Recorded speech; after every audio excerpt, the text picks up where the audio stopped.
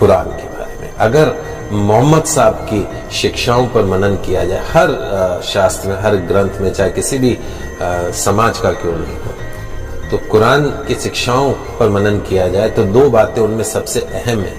पहली, मोहम्मद साहब की शिक्षाएं किसी भी एक देश या एक धर्म के लिए नहीं है, सबके लिए है।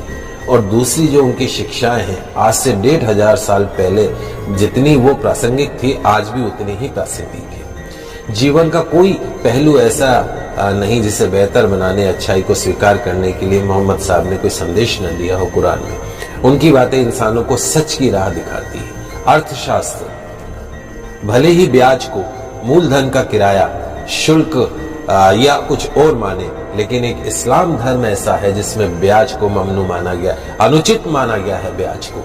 इस्लाम के मुताबिक ब्याज एक ऐसी व्यवस्था है जो अमीर को और अमीर बनाती है और गरीब को और गरीब बनाती है। 10% पे लोग ब्याज पे पैसा लेते हैं, शोषण का एक जरिया है। पवित्र कुरान में स्पष्ट रूप से ब्याज को वर्जित माना गया है। इंसानों के लिए कहा गया है कि ईमान वालों, 2 गुना और 4 गुना करके ब्याज मत खाया करो, मालिक से डरो।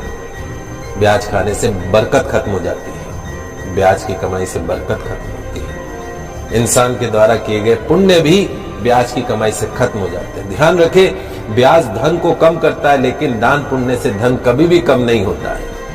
तो जो लोग ब्याज हासिल करने का निश्चय कर चुके हैं और उसके लिए बहाने बनाते हैं, तो यह एक शैतानी धोखा है। जो लोग ब्याज लेने को सही कारोबार साबित करने की कोशिश करते हैं, घर बैठे रहेंगे, ब्याज पे पैसा खाएंगे और लोगों को भी यकीन दिलाते हैं कि ब्याज लेना उचित है, तो ऐसे लोग भी इसी प्रकार के शैतानी धोखे के शिकार होते हैं। जो लोग ब्याज खाते हैं, उनके बारे में कहा गया है कि वे कयामत के दिन खड़े नहीं हो सकते, उसी तरीके से जैसे किसी को शैतान ने छूकर पागल कर दिया हो। यह इसलिए क्योंकि वे कहा करते थे कि व्यापार भी तो ब्याज के समान ही है।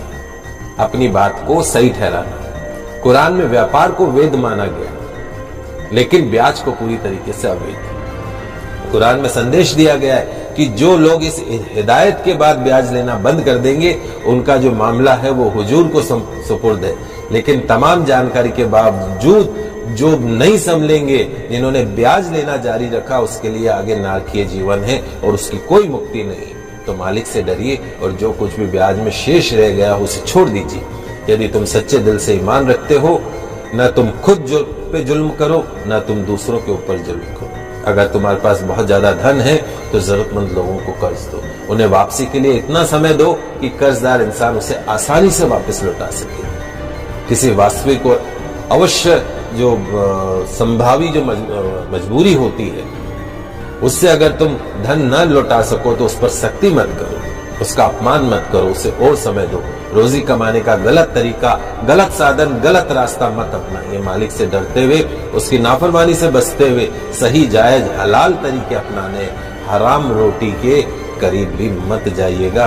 तो कुरान के इस शिक्षा को समझिए और ये ब्याज का जो काम करते हैं उसको बंद कर दीजिए।